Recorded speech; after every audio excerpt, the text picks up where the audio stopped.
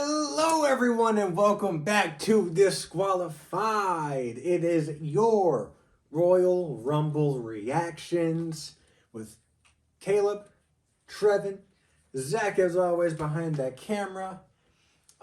This was a very, very amazing night. A plus, S tier show, honestly. Oh my God, it was good start to finish. Yep. But spoilers for the show. Let's scoot this over here. Yeah, Trevin retains. I came in last. Because how you do worse than the cameraman?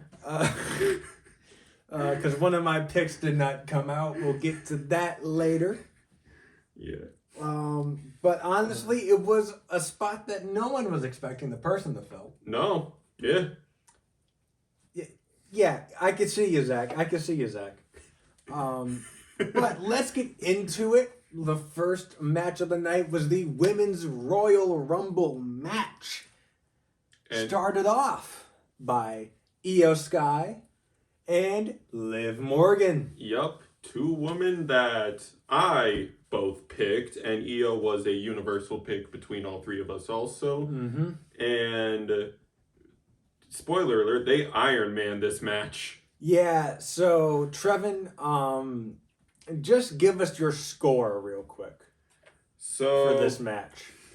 For this match. For the Women's Rumble alone, my score is 73. And I had 44. Yep.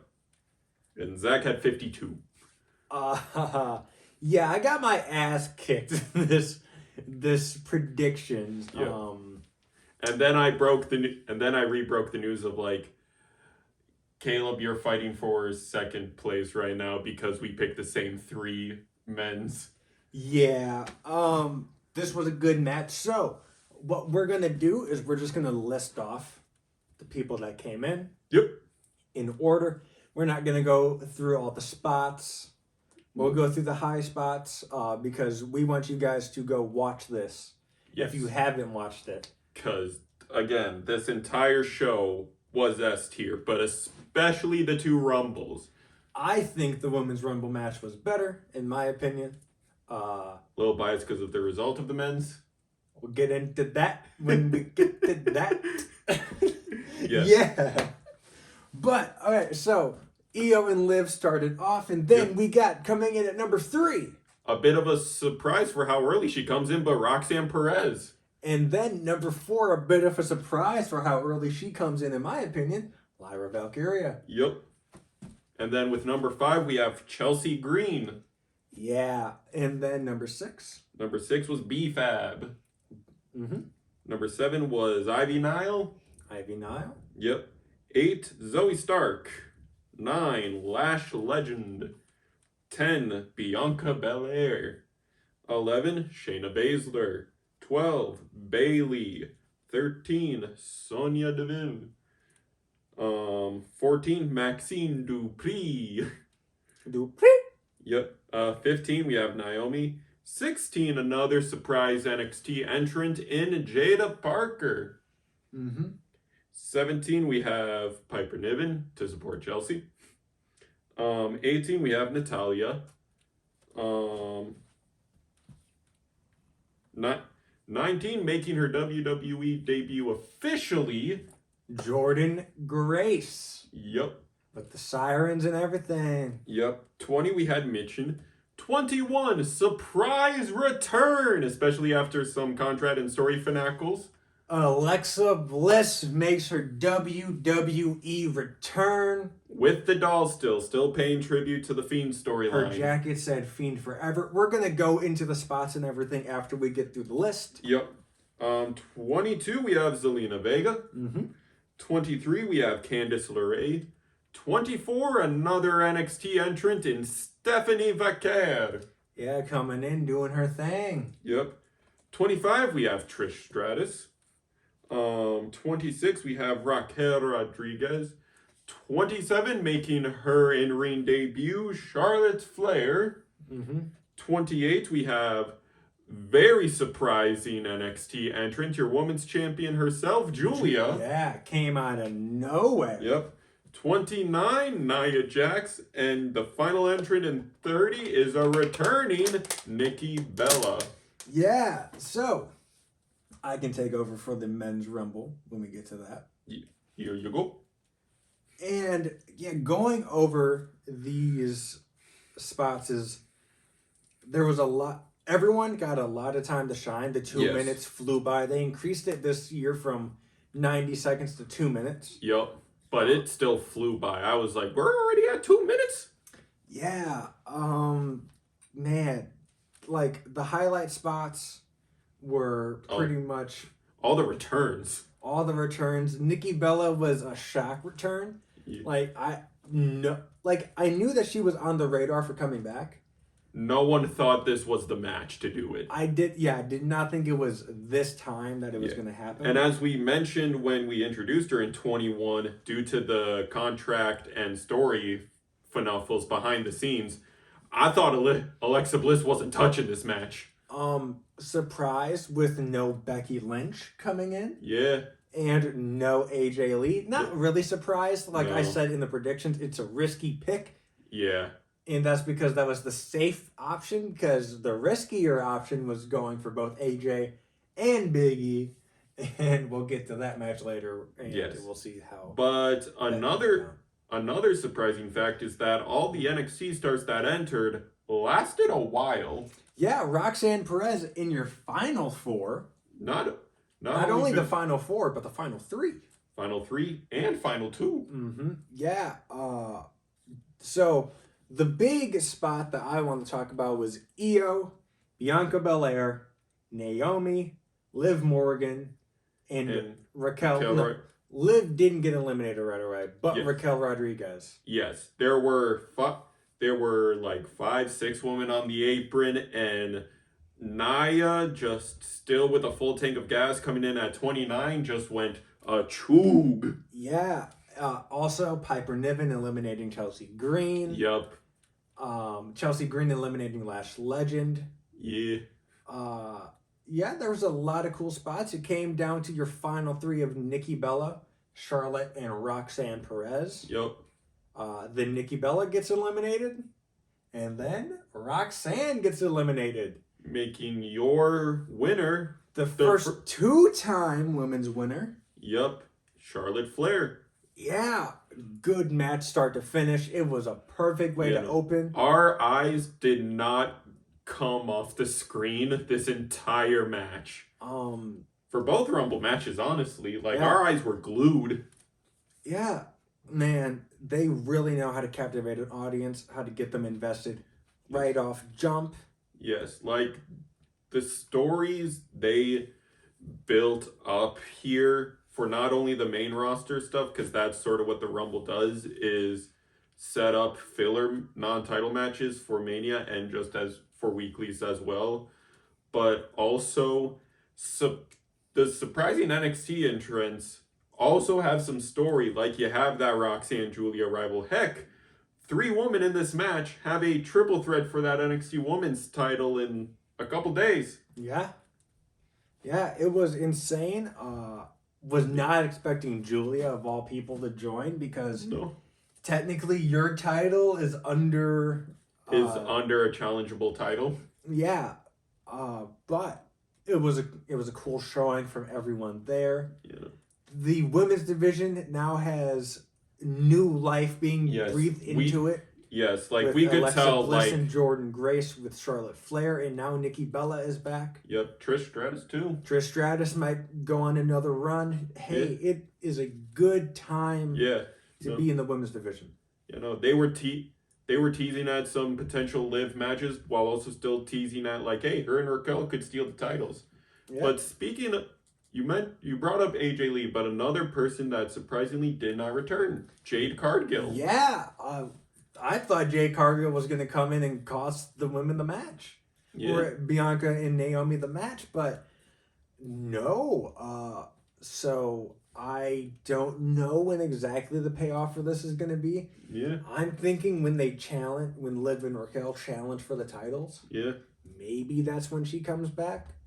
But at the very latest, I could see Jade screwing one of them out of Elimination Chamber. yeah. Because we kind of always have despite it being a cage match, there's always the screw out of being first place spot in Elimination Chambers, but that usually goes to the men. But hey, as you mentioned, we are breathing new life into this division. There was a lot of crowd reaction and a lot of like big names entering this match too. Yeah, I hate to get negative real quick, but we do have to address the elephant in the room of Jada Parker entered and got no reaction whatsoever. She has when most of the other NXT call-ups got huge reactions. Yes. I feel like Jada Parker has lost a lot of steam since she challenged Roxanne for the NXT Women's title. Yeah, because such bigger names from the indie scene came in, took screen time, and not only that, other names on NXT have been getting not only just screen time, but more prevalent stories. Like you have Zarya and Sol Ruka forming the tag team. Surprised no Zarya mentioned in the Rumble. Yeah, but I mean, as people who've been paying close attention to NXT, you can recognize looking at the events of these past few months, especially after Jada's title match, and it became a lot more apparent when she lost that underground match against Lola Vice as well. It's like her hype, her momentum, and her steam in terms of like crowd pleasing, crowd reaction has died down a lot. Do we think that Lola Vice should have been in? I don't. Because she has the hype, or do you just think she just needs to work more on it? I think she needs to work more on it. I don't think might be a bit of a hot take. I don't think Lola has that much more crowd hype than Jada either. Like their underground rivalry was very much filler, I feel like the North American Championship was new, so they were seeing what rivalries can they set up. Fatal Influence was just forming when those two rivalries were starting up. I feel like it was an awkward rivalry that killed the momentum of both stars, honestly. And I feel like it's just a change in picture. Like Jada is gaining a lot more of that hype because of the supposed rivalry with Kalani Jordan. That's a rivalry a lot of people want to see because Jada's a veteran of NXT. She knows, she's got incredible experience. She still has a bunch of loyalists in that crowd and just in the WWE in general. Kalani Jordan being newer, but the storyline being built off her finally finding her voice and her place in that locker room. And I'll call it, they're going to beat the snot out of each other. This could be a trilogy rivalry. And I'm hyped for that. And I feel like that is going to help both those superstars in terms of getting the crowd hyped for a call-up. Yeah, hope she gets the crowd reaction soon. She has a bright future. Yes, she is, again, young. So she has time to build up, but the quicker you do stuff, the more eyes are on you. Yeah, and now moving on to our tag title match, 2 out of 3 falls. Motor City Machine Guns versus your tag team champions, DIY. I forgot how hardcore these two tag teams are. DIY specialty is like 2 out of 3 falls matches. They've had them with, I think, American Alpha and excuse me, I'm forgetting their name. The Revival, because I know them more by FTR now. But the Revival. Yeah, this was just good start to finish. You had DIY picking up the first fall. Yep.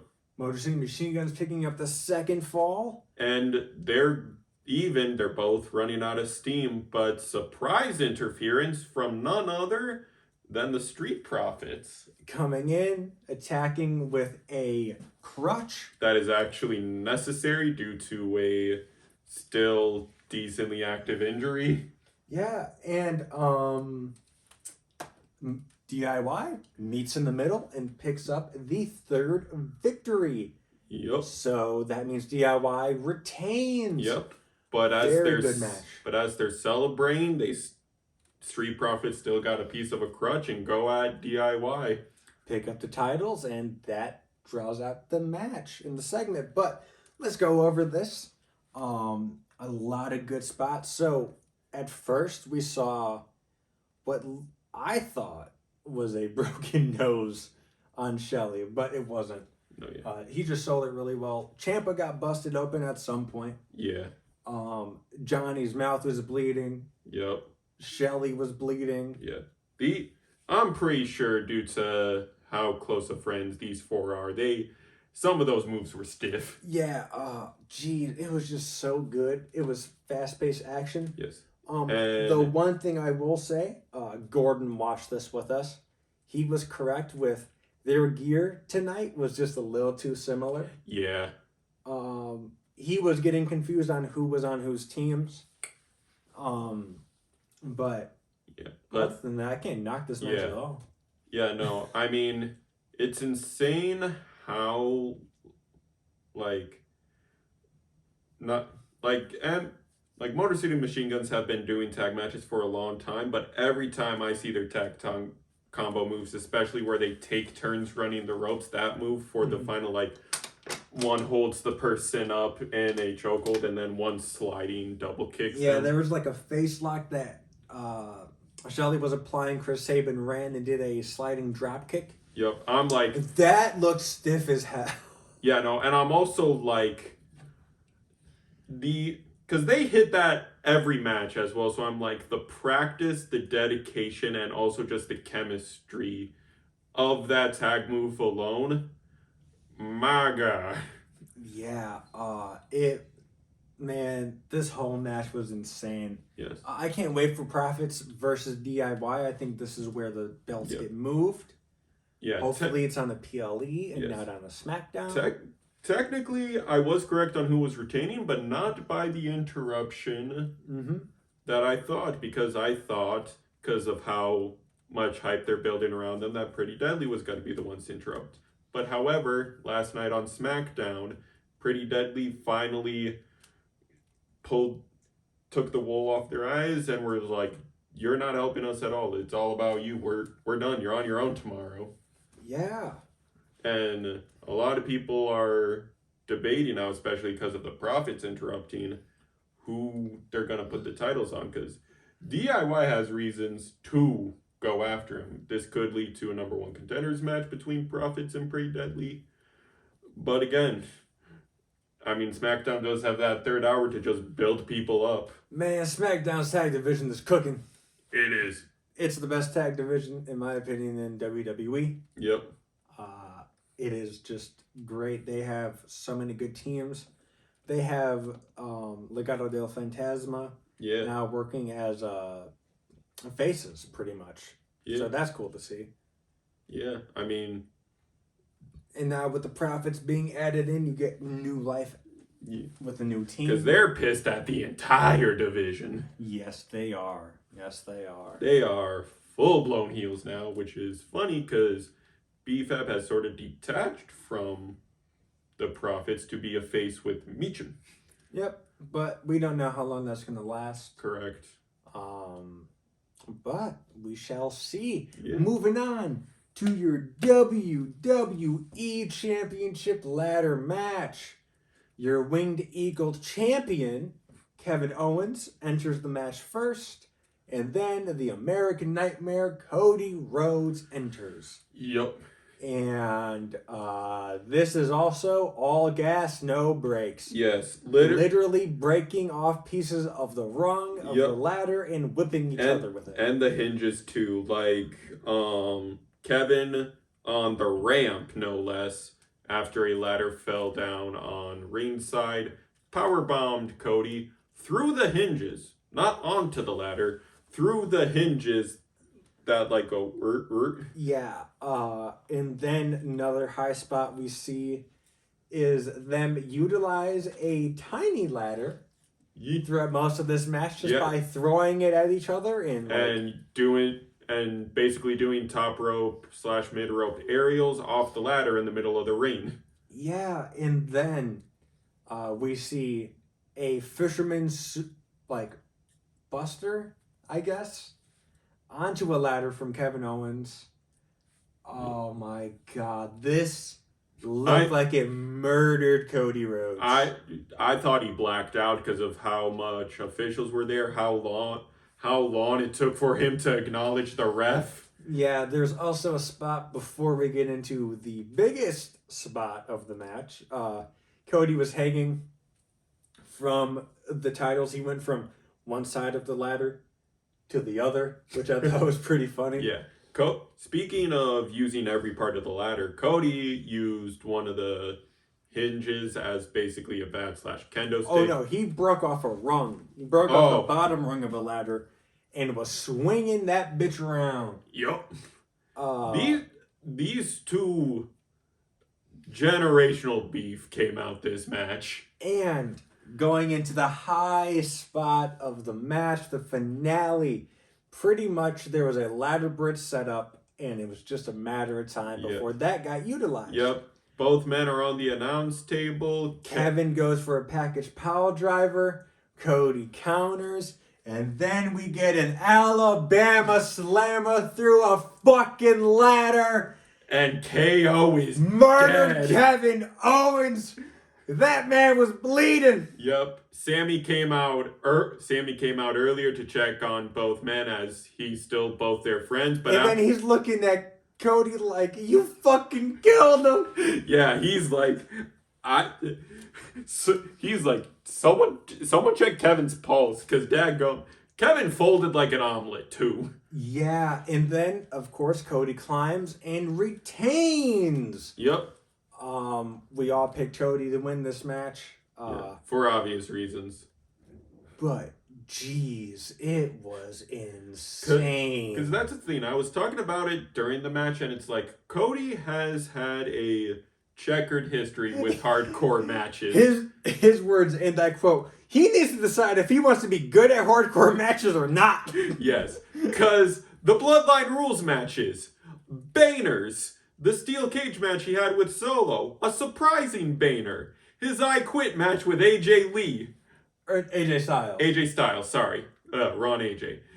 Kind of sucked. Yeah, but he pulled it out in the end. I think this was a wonderfully violent match, as ladder matches should be. And he is going on after surpassing 300 days as champion, looking to go into Mania as champion. Yep. Yeah. So congrats, Cody Rhodes. Gordon said he is the most mid wrestler he has ever seen. It's funny because he used to be a Cody hype man. Yeah, but I mean, I can kind of get with. There's some online sentiment saying that his reign sucks, and the thing is, babyface reigns tend to suck because it's better when a babyface is chasing for a title. Especially with Cody Rhodes finishing the story. That was a big thing. I think now might be a good time to ask this question because it's also some online discourse. Whose reign do you think has been more mid, Cody's or Gunther's? I think Gunther. For the sole reason that they keep giving him the same opponents. And it's a variation of Priest or Jay. There's Dom in there sometimes. There's spells with Drew. Yeah. It's just been lackluster. Yeah. I mean, both have been lackluster. Yeah. But with Cody, you at least have not even the excuse of most of them are bloodline related because that was a big slog. Honestly, I might have to rank these both equally mid. It's weird because Cody has had good spells even though they're against the same opponent. I mean, this ladder match is a perfect example, but he had a decent steel cage match with Solo, and his spells with AJ Styles were both pretty good. Like, the reason why I joke on the I Quit match is because of how it ended. The start was pretty good for a hardcore. It just... the momentum died. Yeah. But the thing is, a lot of people agree that the best defense Gunther has had was his first against Randy, and that is saying something. Mm-hmm. It's especially saying something when people on the internet say like at both Saturday night main events, which we both crap on, a lot of people are saying that Gunther should have been the keep your eyes on this show by losing the title person in that triple threat with Damien and Finn, and just recently against Jey Uso. It's like, it's bad when people want a title off of someone. Yeah, it not to the extent, but it kind of reminds me of Triple H's Reign of Doom or Reign of Terror, where he just kind of held the title hostage. He didn't lose matches. I just think they're waiting for fresh opponents for Gunther, and now, ironically, going into the next match, we're not getting that. No. We'll get to it when we get to it. Trust me, I have Yep. lots of thoughts. But I was excited to see him versus Seth, him versus Punk, and I don't think we're getting that. I Nope. thought we were getting him and Ilya, but Ilya getting injured kind of derailed that. Yeah. It kind of sucks that the men's division for Raw it's supposed to be the A show and it's lackluster. Yeah. I think kind of both men's divisions are lackluster, and the fact that they're not utilizing everyone to their full extent. I think the post-Mania draft needs a drastic change to both rosters and a hefty amount of call-ups Yes. from NXT. It is at the point where NXT, unfortunately, needs a whole new set of talent. And that's not on NXT. That's not a fault saying like this talent sucks. This talent needs to go up to the main roster because Yep. we need new, fresh faces. We need some tag. We need some people in the tag division to maybe break off and be single stars. We need some people entering those mid-card divisions so people can move up from the mid-card divisions into the world title picture. Yup. Yeah, but let's just get into the main event of the evening. Your men's Royal Rumble. So we're going to do the same as we did with the women's. We're going to list off each participant first and then go over all the spots Yup. that everyone wants to talk about. So, starting off your match, Rey Mysterio enters at number 1. Booyaka, booyaka. And then at number 2, Penta El Zero Miedo. I happily butchered that pronunciation, trust me, I know. And then at number 3, the man who infamously has a reputation of being bad with luchas, Chad Gable. Number 4, he don't miss, he is Carmelo Hayes. He be missing though. He be missing quite a bit. Number 5, number 5, Santos Escobar. Another lucha for Chad to box with. Number 6, a surprising entrant this early in the match, Otis. Yeah. And then number 7, Braun Breaker. Comes in, dominates people. And then we had the biggest snub of the night. Akira Tozawa got kicked out the Rumble. Yeah. And you know who replaced him? Motherfucking iShow Speed. iShow Speed entered the ring. We'll get into why Akira got snubbed when we go sort of play-by-play / review of the match. And then entering at number 9, my favorite number, Sheamus. Yeah. Entering at number 10, Jimmy Uso. Number 11 was Andrade. Number 12 was the Samoan Wolf, or the Tribal Wolf, Yep. Jacob Fatu. Who? We'll get to him later. He did not last as long as we thought he was going to last. But he... Oh. Next up, Ludwig Kaiser. Coming in number 14. I think this is the amount of Marine movies he's going to make. The Miz. Hey. And then number 15. Someone said his name because And he appeared. We believe in Joe Hendry.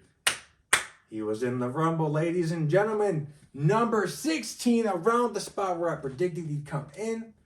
Roman Reigns, your tribal chief. Throw up your ones out there. Number 17, the man who hates this man more than anything in the world, Drew McIntyre. Followed up by, I think, his first appearance since his street fight with Damian Priest, Finn Balor. Yep, back in the ring. First on-screen, his on-screen return. Closing out our teams, going into the second tenth of this Rumble, Nakamura. Shinsuke Nakamura, your U.S. champion over on SmackDown. Bit of a surprising entrant. Yep, and then number 20, the Yeet Man himself, Jey Uso. Number 21, a surprise return for AJ Styles. He is phenomenal. He is back with his old theme song. Thank the Lord, because he got Death Rebel. Yep, but now he's back with his old song, and because of how he was talking about it on social media, I thought his knee injury took him out. But he's back. It looked like he might have aggravated it because of a discussion he had with the ref in a corner, but we'll wait for social media confirmation for that. Coming in at number 22, he is one tough SOB, monster of all monsters, Braun Strowman. And at number 23, the number for GOATs. We had it for MJ. We had it for LeBron. And now it is for John Cena. My GOAT. Number 24. The other number for GOATs. I think of Kobe Bryant. It is CM Punk. Yeah, and then number 25 is Seth Rollins. Just get all the people with beef in there. Yep, these four had a stare down of Punk, Rollins, Cena, and Reigns. Coming in at number 26, Dominic Mysterio. Coming in at number 27, Sami Zayn. Coming in at number 28, Damian Priest. At 29, LA Knight. And at number 30, the most despicable man in WWE, Logan Paul. But yeah, so the reason Tozawa got snubbed was because Canelo don't miss. Yup. Well, especially when he's attacking from behind. Yup, he got eliminated quite early. Like, eliminations were out the wazoo this match compared to the Women's Rumble. But yeah, Carmelo got eliminated fairly early and decided to take it out on the entry. Poor Tozawa, he was just celebrating that he's in a Rumble. And then, bah! He's a meat check! Yup. So, some medical and security take him back to Gorilla, where we see Adam Pearce and H talk about who's going to replace him, and Triple H just looks at the still streaming I Chose Speed and is like, Speed, you're up, go get him. And Speed entered the ring. Yep. And got an elimination on Otis. Yep, assisting Braun Breaker and throwing Otis out. Celebrates a little bit, does the whole view that he does. Yeah, he did the Ronaldo celebration. He did a backflip. And while he was celebrating, Braun Breaker was running the ropes. Boom, boom, bah! Speared that man almost out of his Crocs or Yeezys. I Show Speed took it like a champ, though. And then Gorilla Press thrown onto Otis. Otis catches him in his loving arms. And over the head, onto the announce table, onto the floor. I Show Speed is eliminated. Yep, it was. What's funny is that under his accolades, it showed that he has over 3 million YouTube subscribers, and that last year he got RKO'd by Randy Orton. Yeah, there were a few funny ass title cards. So their accolades, Joe Hendry said, say his name and he appears. Say his name and he appears. Joe Hendry, unfortunately, not getting his Cena spot. No, yeah. We thought we were going to see a stare down between him and Cena. Yeah, no, but got eliminated like 2 spots before Cena came out. Mm-hmm. But still, yeah. I want to take this second to talk about Nakamura for SmackDown. We didn't cover SmackDown. Not a lot happened last night. He was lurking backstage. He was lurking, and if that's all you're going to do, get the title off of him immediately, please. Because that's not interesting to me. It looks like he's staring down his prospects. Because he stared down Jimmy Uso, he stared down Damian Priest, and LA Knight. He's like, I'm acknowledging my competition. Yeah, Jacob Fatu also getting eliminated fairly early from what we expected. I thought he was going to be in the Final Four. Yes. Or at least make it to all the way to 30, but he did not. He got eliminated, I think, to make room for the rivalry moment between Seth and Punk. Yeah. Because those 3 men of CM Punk, Seth Rollins, and Roman got at each other's throats. Yeah, so we'll just jump forward to the final 6. Your final 6 being Seth Rollins, John Cena, Roman Reigns, Logan Paul, CM Punk, and who was our 6th? Hold on, wait. Jey Uso. Yeah. So wait, Punk, Roman, Seth, Cena, Logan, and Jay. Yeah. Yeah. Surprising final 6. Roman and Seth are going at it. They're about to eliminate each other, and CM Punk eliminates both men, and then out of nowhere, Logan Paul eliminates CM Punk after being put to sleep by CM Punk. And all 3 men have a ringside brawl, chucking each other through tables. Seth, with his generational beef he has for Punk, double foot stomps. No, it was Roman. He double stomped Roman, and I was like, oh my fucking God! Yup. And then just immediately goes for another finisher. I forget if it was a stomp or a pedigree on Punk.